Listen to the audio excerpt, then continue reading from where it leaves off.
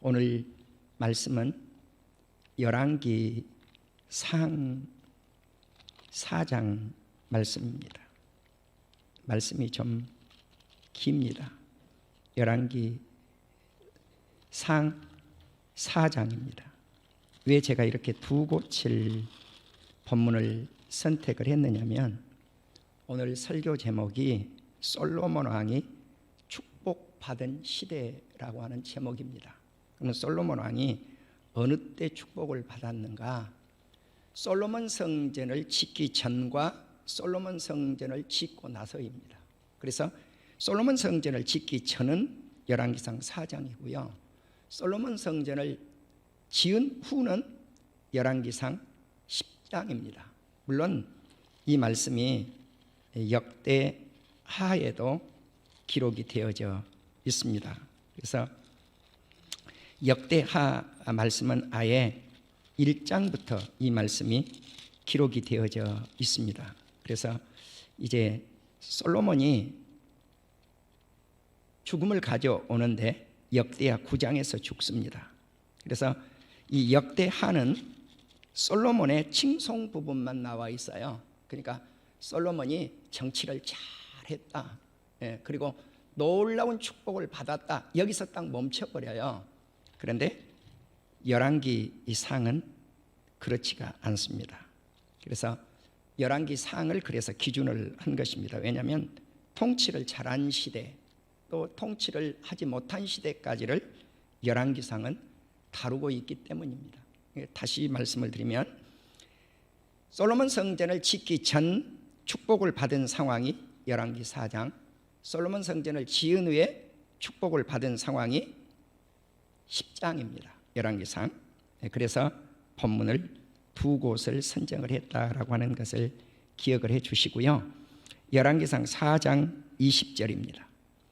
유다와 이스라엘의 인구가 바닷가에 모래같이 많게 되며 먹고 마시며 즐거워하였으며, 솔로몬이 그 강가에서부터 블레셋 사람의 땅에 이르기까지와 애굽 지경에 미치기까지의 모든 나라를 다스림으로 솔로몬이 사는 동안에 그 나라들이 조공을 바쳐 섬겼더라. 솔로몬의 하루의 음식물은 가는 밀가루가 30고루요, 굵은 밀가루가 60고루요, 살진 소가 10마리요, 초장의 소가 20마리요, 양이 100마리며 그 외에 숫사슴과 노루와 암사슴과 살진 새들이었더라. 솔로몬이 그 강 건너편을 딥사에서부터 가사까지 모두 그 강 건너편의 왕을 모두 다스림으로 그 사방에 둘린 민족과 평화를 누렸으니, 솔로몬이 사는 동안에 유다와 이스라엘의 단에서부터 브엘세바에 이르기까지 각기 포도나무 아래와 무화과나무 아래에 평안히 살았더라. 솔로몬의 병거의 말 외양간에 4만이요 마병이 12,000명이며 그 지방 관장들은 각각 자기에 맞든 달에 솔로몬 왕과 왕의 상에 참여하는 모든 자를 위하여 먹을 것을 공급하여 부족함이 없게 하였으며, 또 그들이 각기 직무를 따라 말과 준마에게 먹일 보리와 꼴을 그 말들이 있는 곳으로 가져왔더라. 하나님이 솔로몬에게 지혜와 총명을 심히 많이 주시고 또 넓은 마음을 주시되 바닷가에 모래 같게 하시니, 솔로몬의 지혜가 동쪽 모든 사람의 지혜와 애굽의 모든 지혜보다 뛰어난지라. 그의 모든 사람보다 지혜로워서 에스라 사람 에단과 마울의 아들 헤만과 갈골과 다르다보다 나음으로 그의 이름이 사방 모든 나라에 들렸더라. 그가 잠언 3,000가지를 말하였고 그의 노래는 1,005편이며 그가 또 초목에 대하여 말하되 레바논의 백향목으로부터 담에 나는 우술초까지 하고, 그가 또 짐승과 새와 기어다니는 것과 물고기에 대하여 말한지라. 사람들이 솔로몬의 지혜를 들으러 왔으니 이는 그의 지혜의 소문을 들은 천하 모든 왕들이 보낸 자들이었더라. 아멘. 그리고 이제 솔로몬 성전을 건축하고 나서 솔로몬이 얼마나 잘 살았는가, 솔로몬 왕국이 얼마나 잘 살았는가 하는 말씀이 열왕기상 10장 14절 이하 말씀에 기록이 되어져 있습니다. 그 말씀까지 읽겠습니다. 솔로몬의 세입금의 무게가 금 666달란트요 그에 또 상인들과 무역하는 객상과 아라비아의 모든 왕들과 나라의 고관들에게도 가져온지라. 솔로몬 왕이 쳐서 드린 금으로 큰 방패 200개를 만들었으니 이 방패에 든 금이 600세겔이며 또 쳐서 드린 금으로 작은 방패 300개를 만들었으니 매 방패에 든 금이 3마느라. 왕이 이것들을 레바논 나무 궁에 두었더라. 왕이 또 상화라 큰 보좌를 만들고 정금으로 입혔으니 그 보좌에는 6층계가 있고 보좌 뒤에 둥근 머리가 있고 앉은 자리 양쪽에는 팔걸이가 있고 팔걸이 곁에는 사자가 하나씩 서 있으며 12사자가 있어 그 6층계 좌우편에 서 있으니 어느 나라에도 이같이 만든 것이 없었더라. 솔로몬 왕이 마시는 그릇은 다 금이요 레바논 나무 궁의 그릇도 다 정금이라. 은 기물이 없으니 솔로몬 시대에 은을 귀히 여기지 아니함은 왕이 바다에 다시스 배들을 두어 히람의 배와 함께 있게 하고 그 다시스 배로 3년에 한 번씩 금과 은과 상아와 원숭이와 공작을 실어 왔습니다. 솔로몬 왕의 재산과 지혜가 세상의 그 어느 왕보다 큰지라. 온 세상 사람들이 다 하나님께서 솔로몬의 마음에 주신 지혜를 들으며 그의 얼굴을 보기 원하여 그들이 각기 애물을 가지고 왔으니 곧 은그릇과 금그릇과 의복과 갑옷과 향품과 말과 노새라 해마다 그리하였더라. 솔로몬이 병거와 마병을 모으매 병거가 1400대요 마병이 12000명이라 병거성에도 두고 예루살렘 왕에게도 두었으며 왕이 예루살렘에서 은을 돌같이 흔하게 하고 백향목을 평지에 뽕나무같이 많게 하였더라. 솔로몬의 말들은 애굽에서 들여왔으니 왕이 상인들이 값주고 산 것이며 애굽에서 들어온 병거는 한 대에 은 600세겔이요 말은 한 필에 150세겔이라. 이와 같이 햇사람의 모든 왕과 아람 왕들에게 그것들을 되팔기도 하였더라. 아멘. 할렐루야. 이제 이 말씀을 읽을 때 우리 성도님들 2장을 읽었기 때문에 마음속에 한 단어라도 남아있는 어떤 단어가 있나요? 우리 성도님들 솔로몬이 부자로 살았는데 어떤 단어가 마음에 지금 남아있습니까? 금 이야기가 많이 나왔죠. 조금 전에 근무하시는데 예. 옛날이나 지금이나 금이 있으면 부자입니다. 세계 은행을 무엇으로 움직입니까? 금으로 움직입니다. 예. 그러니까 세계 지금 통화 정책이 기준이 뭔가? 금입니다. 달러의 기준도 뭡니까? 금입니다. 유로화도 금이에요. 우리나라 원도 마찬가지입니다. 근데 우리나라 원이 뭐 세계 나라의 화폐를 움직일 수는 없죠. 그러나 분명한 것은 스위스 은행이 세계 은행을 움직일 때 그 기준이 무엇인가? 금덩어리예요. 그러니까 금이 많은 나라는 아무리 경제가 힘들고 어려워도 살아납니다. 왜? 금이 곧 돈이니까. 그런데 이렇게 많은 금을 지니고 있었던 나라가 어떤 나라인가? 솔로몬 왕국입니다. 그러면 이렇게 많은 금을 누가 준비를 해 주었는가? 솔로몬 성전을 준비할 때 다윗 왕이 자기 죽을 때 사유재산을 거의 다 털어서 솔로몬 성전 건축 비용을 마련한 것입니다. 그러니까 성전 건축 터도 마련하고 또 건축비도 마련해 놓고 죽었습니다. 그리고 왕이 그렇게 금을 많이 들이니까 방백들, 신하들, 백성들도 왕을 따라서 많은 금을 헌신을 했습니다. 그것이 솔로몬 성전 건축 비용의 기초가 된 것이죠.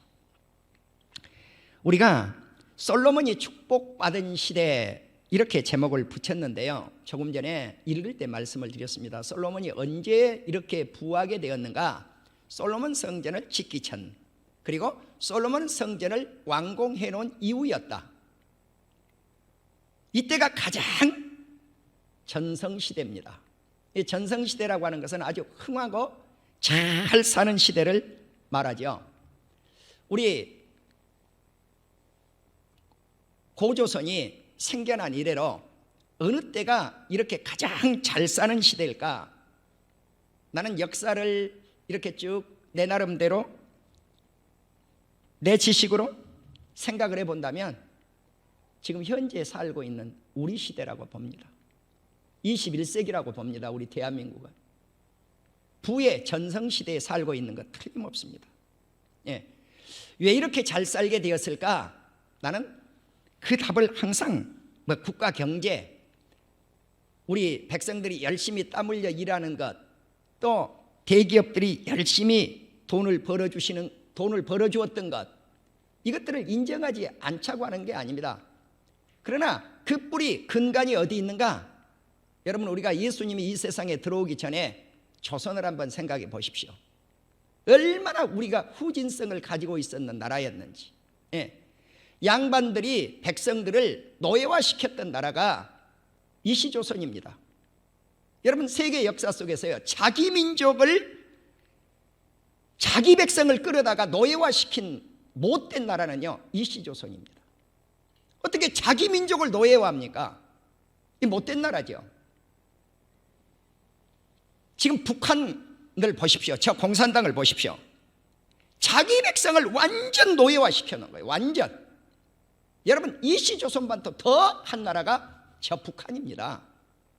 여러분, 그런 시대에 지금 우리가 살고 있는데 38선이라고 하는 남쪽 나라에 태어나서 그래도 고조선 이후에 가장 골든 에이지, 전성시대를 영어로 골든 에이지 그려놨더라고요. 거기도 금이 들어가요. 금. 그러니까 전성시대가 뭔가, 금덩어리가 많이 있으면 전성시대가 풍요롭게 사는 시대. 사랑하는 우리 성도 여러분, 이렇게 풍요가 어디에서 왔을까? 나는 누가 뭐라 그래도 예수님께로부터 왔다고 그렇게 주장합니다. 왜? 내가 목사이니까. 예. 경제계 사람들은 우리가 열심히 사업을 해서 이렇게 돈을 벌었지, 뭐가 교회가 예수 믿는다고 돈을 벌었냐고 이렇게 이야기할 거라고요. 그 말도 안 되는 소리 하지 말라고 그런다고요. 예. 여러분, 제가 항상 외치지 않아요? 전염병을 누가 예방해줘요? 누가? 마스크가 예방을 해줘요? 그거는 의사 선생님들 이야기고요, 정부 이야기고요. 예수님이 예방을 해줘요. 할렐루야. 만일 그걸 못 믿는다면 우리가 예수님 믿을 필요가 없어요. 그걸 못 믿는다면 십자가 지신 예수님의 능력을 믿을 필요가 전혀 없다는 거죠. 그래서 제가 우리 성도님들에게 누차 말씀을 드리는 거예요. 그러다 보니까 정부 비판하는 것처럼 들린단 말입니다. 예. 누차 말씀을 드리는 거예요. 뭐냐? 광야 40년 동안 이스라엘 백성들이 무엇으로 죽었는가? 놀라우게 전염병으로 죽었다는 걸 제가 계속 외치고 있는 거예요. 예. 60만 대군이 좀 더 되죠? 60만 3,550명 가운데 거의가 다 전염병으로 다 죽었어요. 예. 여러분, 이러할 때 어떤 역사를 주님이 베푸셨느냐? 우리 주님이 어떤 역사를 우리 하나님이 이스라엘 백성들에게 베푸셨느냐는 거죠. 이제 오늘 그런 말씀을 통해서 솔로몬은 과연 왕으로서 어떤 신앙을 가지고 이렇게 풍요를 누렸는가 하는 말씀을 오늘 본문을 통해서 살펴보고, 열왕기상 전체, 역대기하 전체라기보다는 이래서 한 11장 12장 정도까지 말씀을 보시면서 오늘 솔로몬이 어떤 시대에 가장 전성기, 부흥시대, 잘 사는 시대를 맞이했는가 살펴보려고 합니다. 조금 전에 말씀드린 대로 이 답은 열왕기상 3에서 10장 그리고 역대하 1에서 9장을 보시면 깨달아 알 수가 있게 될 것입니다. 솔로몬이 성전을 건축하기 전에는 기브온 산당에서 제사를 지냈습니다. 산당 제사죠. 그러면 이 산당 제사인데 산당에서 무엇을 통해서 하나님 앞에 제사를 드렸는가? 번제를 통해서 하나님 앞에 제사를 드렸습니다. 우리가 한국 교회가 1,000번제 헌금을 많이 드리죠. 그러니까 어떤 신학자가 한국 교회는 비성경적이다. 예. 왜 비성경적인가? 솔로몬은 한꺼번에 1,000번제를 드렸지 한국 교회처럼 첫날 나누어서 그렇게 헌금을 드리는 게 아니다는데 왜 목사들이 헌금 많이 걷어드리려고 1,000번제를 그런 식으로 쪼개갖고 나누어서 드리느냐? 비판을 가하는 신학자들이 있습니다. 저도 성경대로라고 하면은 비판하는 신학자의 말씀으로는 동의합니다. 솔로몬이 1,000번 나누어서 1,000번제 드린 게 아닙니다. 한 번에 드렸습니다. 그러니까 쉽게 말하면 이런 거죠. 소 1,000마리를 한꺼번에 드렸다. 1,000번제를 드린다. 예를 들면. 그런데 1,000번제를 드리는 소 1,000마리를 드릴 수 있는 능력이 없어요. 그러면 그 1000마리를 첫날 동안 쪼개서 한 마리씩 아침에 드리는 거예요. 그래서 우리가 주님 앞에 무엇인가 헌신을 입었다고 하는 거예요. 나는 그 정신이 잘못됐다고 믿지 않아요. 예. 그래서 한국교회가 1000번제를 한꺼번에 드렸는데 그것을 쪼개서 첫날 드려서 헌신을 해본다? 난 그게 잘못됐다고 믿지 않아요.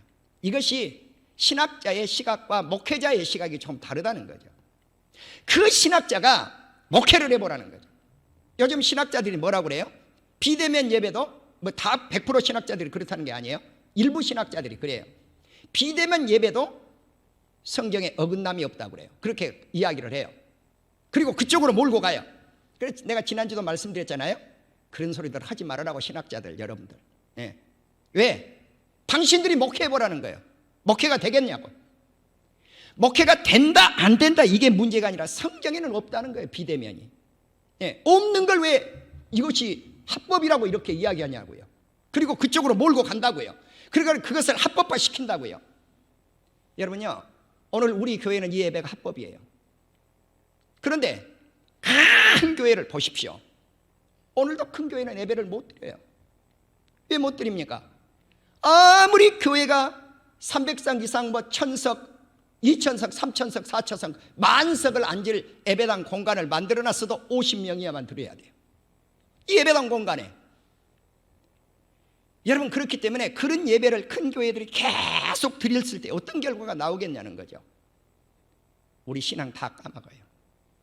주님 다 떠나요. 예. 교회에서 주님 다 떠난다니까요. 주님 떠난단 말이 무슨 말이에요? 성도들이 교회 다 떠난단 말이에요. 주님 떠나요.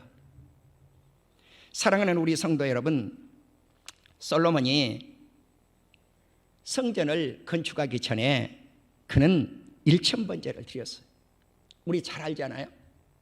꿈에 하나님이 솔로몬에게 나타나셔서 솔로몬아, 내가 너에게 무엇을 하여 주기를 원하느냐. 그러니까 솔로몬이 이 백성들은 수가 많아서 내가 재판을 하려면 지혜가 필요합니다. 지식이 필요합니다. 그래서 지혜와 지식을 구했더니 하나님이 하나님 마음에 맞아서 그래, 네가 구한 지혜와 지식을 주마. 그래서 그 지혜와 지식을 가지고 솔로몬이 살아가는데, 솔로몬 이전에도 그와 같은 지혜가 없었고 솔로몬 이후에도 그와 같은 지혜가 없었느니라. 아멘. 놀라운 지혜를 받은 거예요. 그래서 제가 내가 아무리 하나님 앞에 무릎을 꿇고 기도하고 한밤을 새워서 기도한다고 할지라도 솔로몬 같은 지혜는 안 주겠구나. 왜? 이후에도 없다고 했으니까. 내가 구해봐야 하나님이 주겠어요? 안 주지. 없다고 그랬는데. 그래서 주님, 제게 지혜를 주실 바에는 솔로몬 다음과는 지혜를 더하여 주시옵소서. 아멘. 그런 지혜가 우리 성도님들에게 오늘 충만히 있기를 주님의 이름으로 축원합니다. 우리가 솔로몬 다음과는 지혜라도 받아야 되지 않겠습니까? 그러면 솔로몬이 이렇게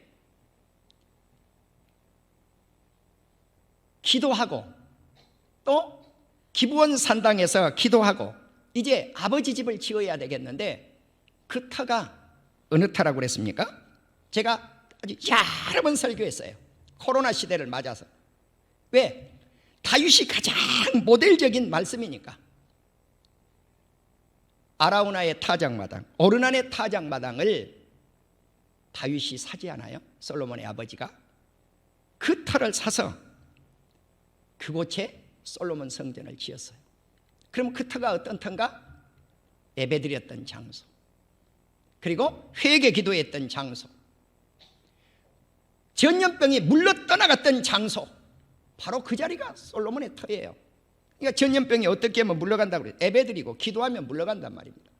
그곳에 솔로몬 성전을 짓죠. 그러면 솔로몬 성전을 지을 때가 출애굽 480년. 그러니까 출애굽을 하고 나서, 이스라엘 백성들이 출애굽을 하고 나서 480년이 지난 때 솔로몬 성전을 짓게 됩니다.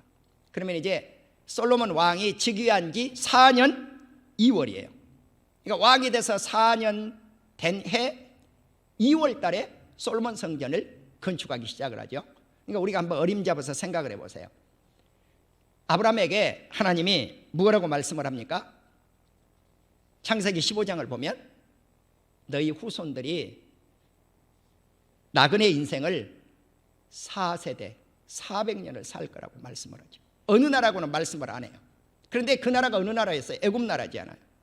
그래서 400년에서 430년을 살고 출애굽을 했는데 그 출애굽을 하고 나서 480년이 그만큼 세월보다 조금 더 지나니까 솔로몬이 고정식 성전을 지은 거예요. 그러면 왜 성전을 지었는가? 언약궤를 모시기 위해서. 언약궤를 모시기 위해서, 말씀을 모시기 위해서. 그럼 이 언약궤가 어디에서 받은 겁니까? 호렙산에서 받은 것이죠. 또 하나는 다윗을 하나님께서 기뻐하셔서 선택한 에루살렘을 위하여 성전을 건축을 해요. 그러니까 하나는 다윗 왕가를 위해서, 다윗 왕가를 위해서, 또 하나는 에루살렘을 위해서, 이렇게 에베당이 성전이 건축되어지게 됩니다. 그래서 이제 솔로몬이 성전 건축을 하고 언약궤를 에루살렘 성으로 모셔드리죠. 성전으로 모셔드리죠. 그러면 이 언약궤가 호렙산에서 십계명을 모세가 하나님께로부터 받은 그 언약궤입니다. 솔로몬은 성전 건축과 왕궁 건축에 있어서 다 형통하게 건축이 마무리가 됩니다. 이 말씀이 역대하 7장 11절에 있죠. 그리고 그는 매일 번제를 드립니다. 그리고 안식일, 초하루, 정한절기, 무교절이라든가 77절, 초막절, 설명을 다 드릴 시간은 없고요. 오늘은 그냥 이름만 지나갈게요.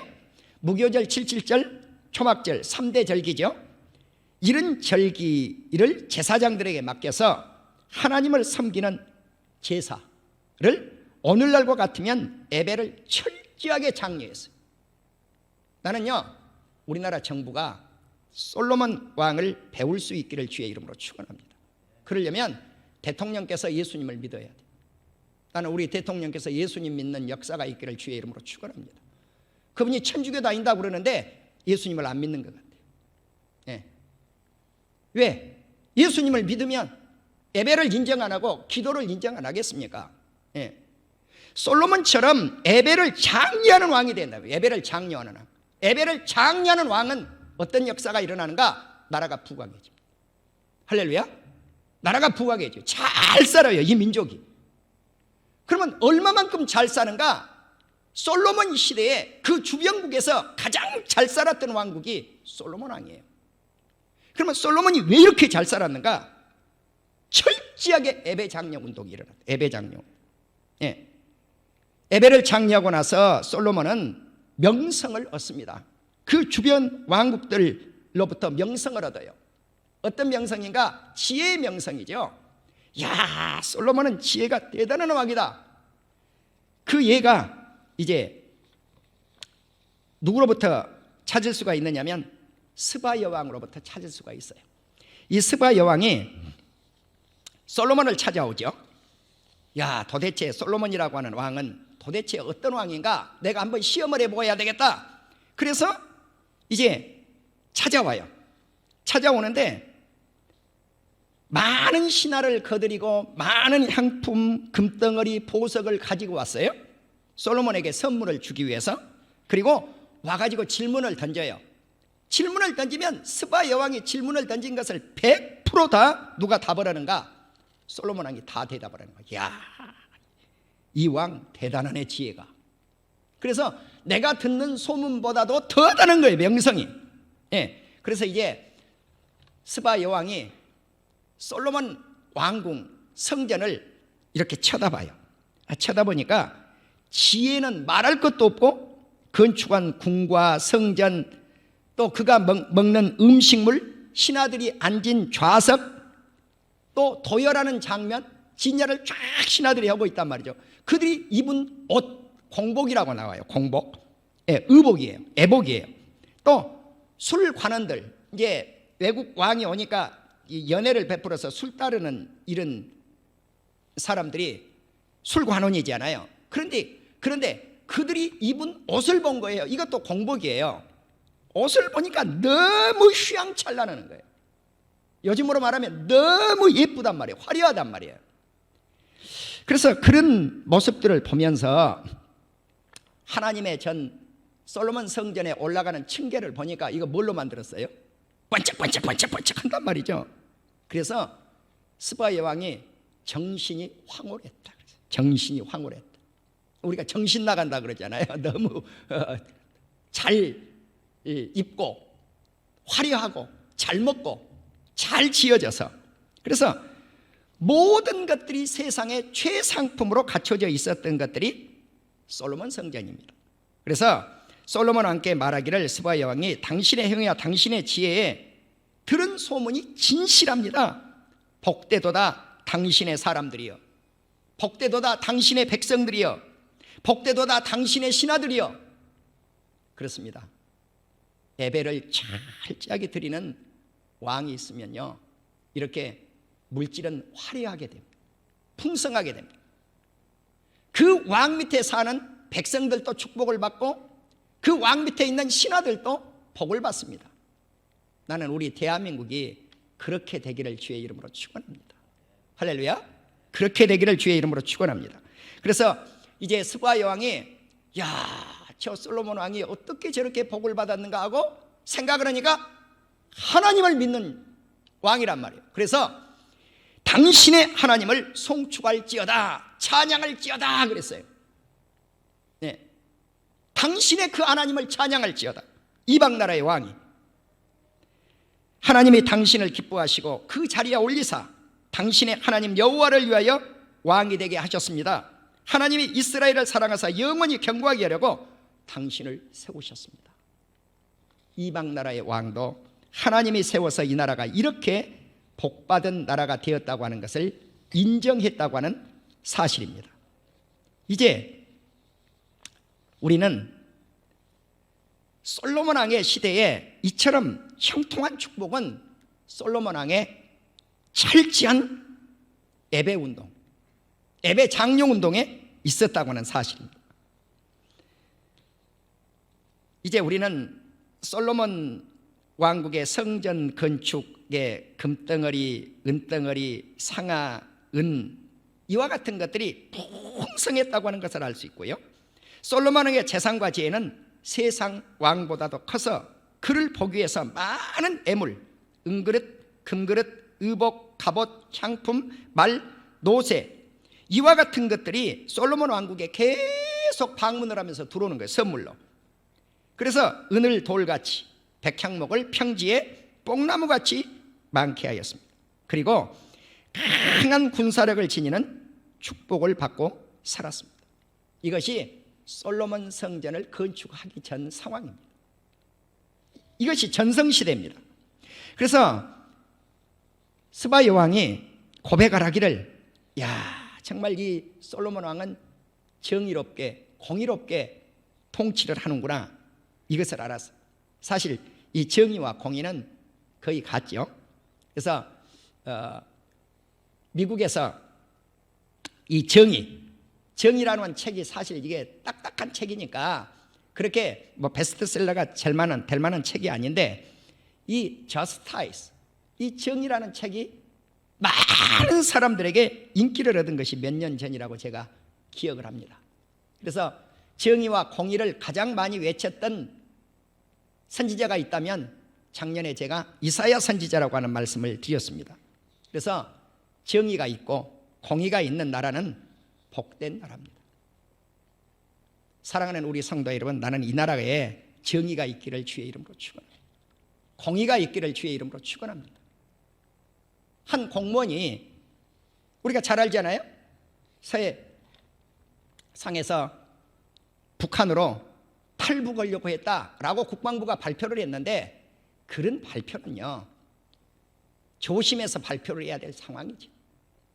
그 공무원이 정말 실족을 해가지고 떠돌아다니다가 그런 피해를 북한군으로부터 당했다면 세상에 대한민국 정부 국방부가 그런 발표를 할 수 있겠느냐는 거예요. 누가 그걸 믿냐고, 누가. 여러분, 그래서 얼마나 비판을 받고 있습니까? 그러면 이 나라가 정의로운 나라인가, 공의로운 나라인가? 벌써 백성들이 다 안단 말이죠. 정의를 세우려면요, 한 백성이 희생이 되어지면 한 나라의 통치권자는, 국방부 장관은 한 나라의 백성을 지키려고 발버둥 치는 것, 이것이 정의예요. 예. 그래서 제가 작년에 이런 말씀을 드렸다고요. 이 나라 대통령에게 정의가 있는가? 이 나라 판사들에게 정의가 있는가? 이 나라 검사들에게 정의가 있는가? 이 나라 변호사들에게 정의가 있는가? 여기까지만 오면은, 야 이놈아, 그러면 너는 뭐냐? 이렇게 되물을까 봐 교회 안에도 정의가 없습니다. 그래서 목사들에게 정의 있습니까? 없어요. 네, 죄송하지만 없습니다. 우리는 정말 이 정의의 사회, 공의의 사회가 되기를 주의 이름으로 축원합니다. 이것을 누가 평가를 해줄 것인가? 우리 스스로 평가가 아니라 외국 사람이 내려주어야 된다는 거예요. 대한민국에 정의가 있는가? 대한민국에 공의가 있는가? 이것을 누가 판단해 줄 것인가? 대한민국의 교회에 정의가 있는가? 공의가 있는가? 누가 판단을 해 줄 것인가? 이것은 외국 사람들이 평가를 해줘야 돼요. 왜? 스바야 왕은 외국 왕이었기 때문에 그래요. 이제 우리는 이스라엘 땅 솔로몬에게 풍성한 물권의 축복을 주신 하나님께 영광을 돌립니다. 성전이 지어지고 언약궤는 성전에 들어왔습니다. 그리고 찬양했고 감사했습니다. 솔로몬 성전에 구름이 가득 찼습니다. 이제 솔로몬 성전이 지어진 이후에, 솔로몬 성전이 지어진 이후에 이스라엘 나라 솔로몬 왕국의 태평세월입니다. 그러니까 얼마나 이 나라가 평안히 잘 살았는가 하는 말씀이 지금 이제 솔로몬 성전 이후에 형통한 축복을 어떻게 받았는가, 전성기를 어떻게 누렸는가 하는 말씀입니다. 자, 어떻게 축복을 받고 살았는가? 솔로몬은 솔로몬 성전을 짓기 전에도 백성들에게 축복을 했지만 솔로몬 성전을 짓고 나서 백성들에게 축복을 합니다. 그러니까 왕이 복을 받으니까 백성들도 왕이 빈 복을 통해서 축복이 또 임하죠. 하나님은 다윗을 선택해서 이스라엘을 통치하게 하시고 그 아들을 통해서 하나님의 이름을 둘 만한 장소를 선택한 것이 솔로몬 성전입니다. 그러니까 교회가 존재하는 건 뭔가? 하나님의 이름이 있는 곳이에요. 우리가 뭐 여기 와서 안위를 받고 평화를 누리고 우리 대통령께서 말씀하신 그런 게 예배가 아니고요, 하나님의 집에는 주의 이름이 있다는 거예요. 주의 이름이. 그러면 고대 성전에는 주의 이름이 이곳에 있는데 오늘날 교회가 주의 이름이 이곳에 없겠느냐? 우리가 물론 주의 이름이 꽤 교회만 있느냐? 가정에는 없느냐? 일터에는 없느냐? 있어요. 그런데 주님이 고정시켜 놓은 곳이 어딘가? 성전이에요. 교회예요. 한 번도 이건 변한 적이 없어요. 아멘. 만일에요, 목사가 예배당을 한 달만 떠나보라는 거예요. 여러분, 그 목사 어떻게 됐어요? 타락돼 있어요. 100% 타락돼 있어요. 4주만 목사가 예배 안 드리고 세상에 나가 있으면 그 목사는 타락돼 있어요. 100% 타락돼 있어요. 그러니까 하나님의 이름이 계시는 주의전을 찾지 않을 때 이런 역사가 일어난단 말이에요. 그러니까 언약궤가 떠돌이 신세를 졌죠. 블레셋으로 갔다가 되돌아왔다가 방치했다가. 그런데 솔로몬 성전이 건축이 되어지고 언약궤가 아버지 집으로 들어와요. 이게 무슨 말씀이에요? 교회는 말씀이 존재해야 되는 곳이죠. 할렐루야. 주의 이름이 있어야 되고 하나님의 말씀이 거해야 되고.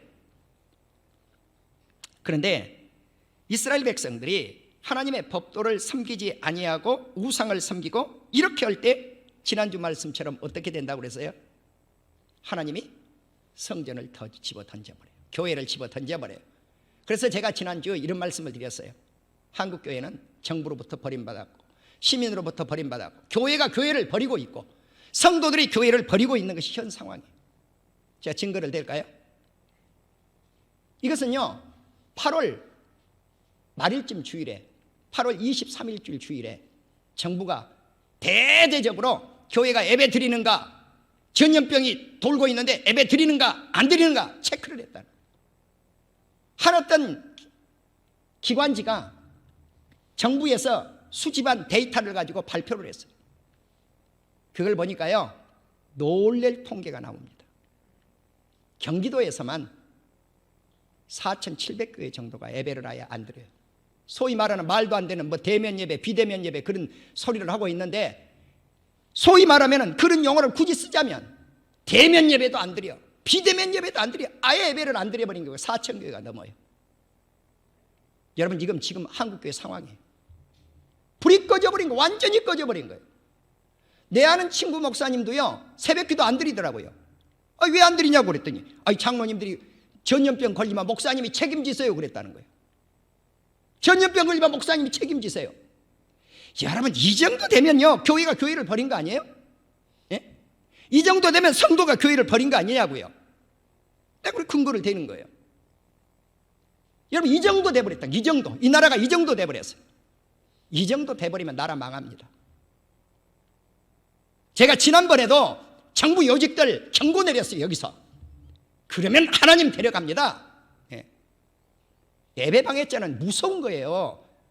정부 관료들이 교회 예배 방해하면 안 돼요. 이거 무서운 거라고요. 무서운 거.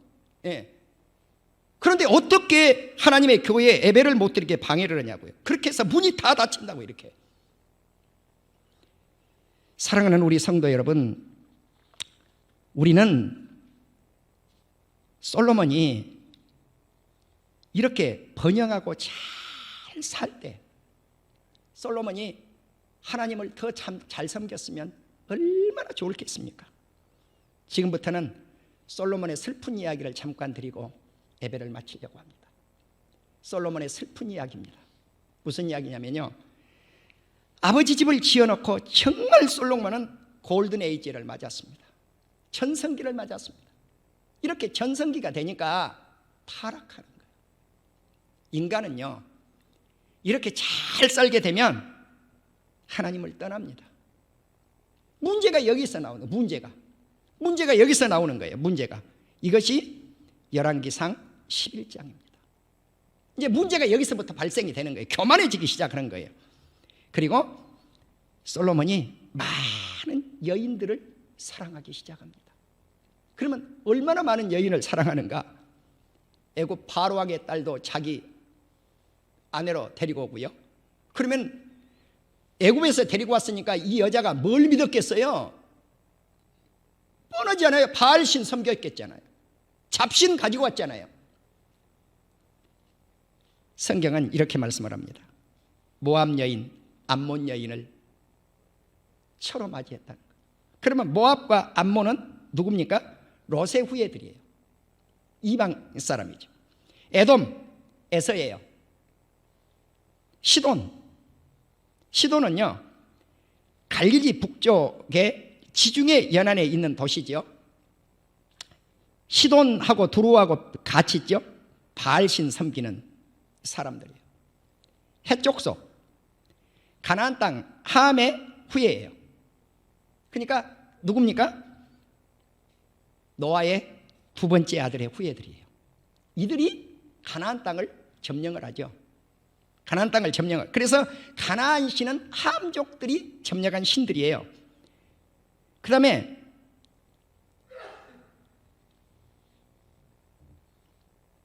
가나안은 함의 아들이잖아요. 그래서 가나안의 장자 시돈과 헷을 낳고 그래요. 그래서 시돈과 헷은 다 누군가? 함족들이에요. 자, 그 다음에 이제 오늘 잠깐 제가 이스라엘 백성들이 살았던 가나안 땅을 잠깐 한번 살펴볼게요. 가나안 땅에는 시돈, 헷, 여부스, 아모리, 기르가스, 히위, 알가, 스말, 하맛 종족들이 살았어요. 이들은 다 우상을 섬겼던 종족들입니다. 그러면 함족은 이제 구수족이 있는데요. 구수족은 니므롯 용사지요. 바벨론이 구수족이고요. 아수르, 니누에잖아요. 이게 구수족이에요. 함족들이에요. 그리고 미스라임족, 블레셋, 이것도 함족이에요. 그리고 가나안족, 이게 가나안 땅에 살았던 족속들이에요. 그러니까 우리 성도님들이 블레셋 군대와 싸웠다. 그러면은 셈족이 누구하고 싸운 거예요? 첫째 아들이 두 번째 아들인 함하고 싸웠다 그 말이에요. 먼 훗날. 그런데 우리가 모세의 장인을 잠깐 한번 생각해 보세요. 모세의 장인. 나는 이 말씀을 준비를 하면서 이 모세가 결혼을 누구하고 합니까? 이드로의 딸하고 하지 않아요? 십보라고 하지 않아요? 그러면 나는 이제 이 말씀을 모세가 이방 여인하고 결혼을 한 게 아닌가 그랬는데 이 말씀을 준비를 하면서 이방 여인이 아닐 수도 있겠다라고 다시 하나님의 말씀을 연구를 하게 되었습니다. 모세가 그의 장인은 겐 사람이라 그랬어요. 또 그 장인은 미디안 사람이라고 그래요. 그럼 민수기 10장 29절에서는 미디안 사람, 사사기 1장 16절에서는 겐 사람이라고 그래요. 그러면 이 겐 사람, 미디안 사람, 겐 사람 이게 도대체 뭐야?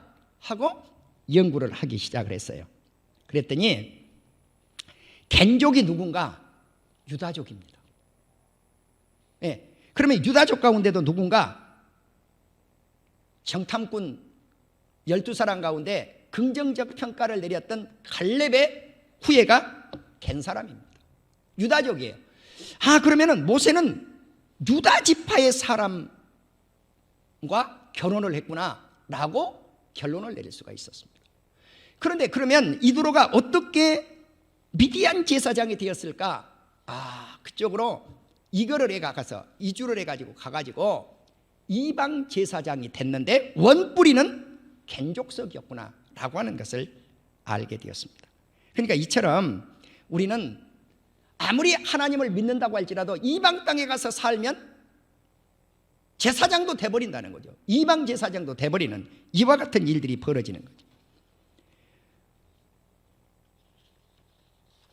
우리는 이제 어떤 것을 생각해 보셔야 되냐면요, 하나님이 우상을 섬기고 많은 여인들을 끌어들이고 이렇게 됐을 때 그 여인들에 의해서 그 여인들이 섬겼던 우상이 솔로몬 성전 안에 들어오게 된다는 사실이에요.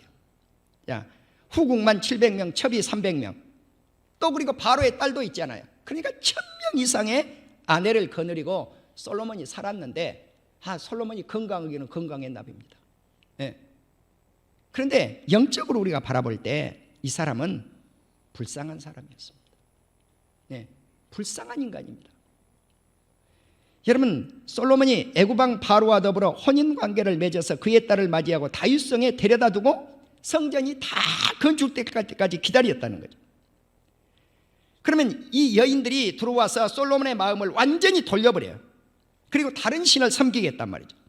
그래서 솔로몬 마음이 아버지 다윗의 마음과 같이 아니하여 하나님 여호와 앞에 온전하지 못하였느니라. 그래서 솔로몬이 섬긴 신들은 여인들이 끌어들인 신들이에요.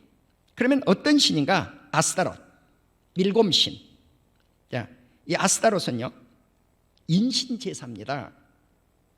성적 타락이에요. 그러니까 이런 우상을 섬기면서 섹스가 이루어지는 거죠. 그 성전 신전 안에서 또 자식을 불러 태우기도 하고요. 몰렉신, 아이를 바치고 이런 못된 짓을 해요. 불러 태우고. 그러한 것을 솔로몬이 용납을 하게 됩니다. 또 그모스신, 이것은 아예 모압의 정부가 온 나라 백성이 섬기는 신이에요. 암몬의 몰록신도 마찬가지예요. 이것을 감남산에다가, 오늘날로 말하면 감남산에다가 산당을 지어놓고 분양하면서 제사를 했어요. 그리고 솔로몬은 완전히 여인들이 마음을 돌려버리니까 성경이 뭐라고 했는가? 하나님을 떠났더라. 하나님을 떠났더라. 그러면 이 나라가 어떻게 되겠습니까? 이제 망한 거죠. 이제 망한 겁니다. 이유는 하나님의 명령을 지키지 않았고 법도를 지키지 않았기 때문입니다. 하나님의 진노가 임했습니다. 그래서 하나님의 진노가 어떻게 임했는가? 이 나라를 솔로몬에게서 빼앗아서 너의 신하에게 주겠다. 그 신하가 누군가? 여로보암이에요. 여로보암에게 10조가리를 내줘버려요. 그러니까 북이스라엘이 그래서 생긴 거예요. 그때부터 북이스라엘 남유다가 존재해요. 마치 대한민국을 하나님이 쪼개버린 것처럼. 여러분, 이 나라가 38선을 누가 만들어 놓은 거예요? 우리 하나님이 만드셨어요. 인정해야 돼요. 그런데 세상 사람들은 그 인정하려고 하지 않아요. 무슨 헛소리 하냐 그러죠 또. 예. 주님이 주님이 쪼개죠. 예. 그러니까 우리가 이스라엘의 역사를 보면 대한민국의 현대사를 이해할 수 있다는 거죠. 우리가 어떻게 살아가야 될 것인가 하는 것을 현대사 속에서 이해할 수 있는 거예요. 그러나 하나님이 다윗을 위해서 네 세대에는, 솔로몬 네 세대에는 빼앗지 않겠다는 거. 그 못된 짓거리를 하는데 솔로몬이 네 아들 대에 빼앗겠다. 그래서 그 아들 이름이 르호보암이에요. 신하는 여로보암이에요. 여로보암에게 북 10지파를 줘버리고 남쪽은 유다 지파만 줘요. 한 지파를 줘요. 그런데 거기에 누가 따라 붙는가? 시므온이 따라 붙습니다. 그런데 참 이 말씀을 보면 놀라워요. 시므온이 디나 사건을 통해서 하나님 앞에 범죄하지 않아요. 예, 하나님 앞에 범죄하니까 시므온하고 레위를 흩어버리겠다고 그랬다고요. 그러니까 땅덩어리를 얻을 때도 유다 지파가 얻은 그 땅덩어리에서 쪼개가지고 시므온에게 줘요. 그래서 시므온이 유다 지파와 함께 살게 된 것이죠. 그리고 나서 하나님은 솔로몬에게 대적자를 붙여주는 거죠. 하나님 떠난 왕은 대적자가 나타납니다. 원수들이 등장하는 거예요.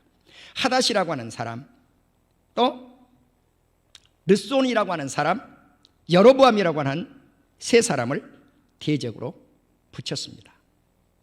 하닷은 솔로몬을 왕을 대적을 하는데 한때 애굽 나라에 가가지고 애굽 나라의 왕손과 결혼을 합니다.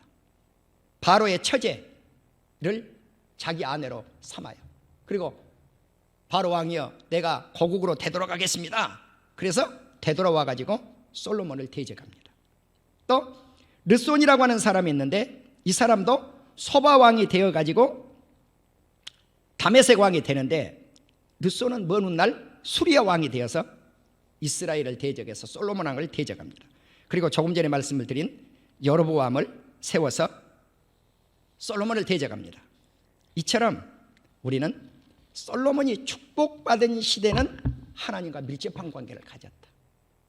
그리고 산당 제사를 드렸고 솔로몬 성전에서 제사운동, 성전, 요즘으로 말하면 교회 예배운동을 장려 정책을 쓸 때는 이렇게 풍성한 축복을 받았는데 하나님을 떠나고 우상을 섬기고 여인들을 끌어들여서 여인들이 가지고 온 우상을 섬겼을 때 나라가 완전히 망해버리고 만다는 사실을 우리는 생각해 볼 수 있는 시간을 가졌습니다. 사랑하는 우리 온 성도님들이 예배가 얼마나 소중한지를 솔로몬을 통해서 다시 한번 깨달아 볼 수 있는 귀한 시간이 되시기를 주님의 이름으로 축원합니다. 기도하십시다.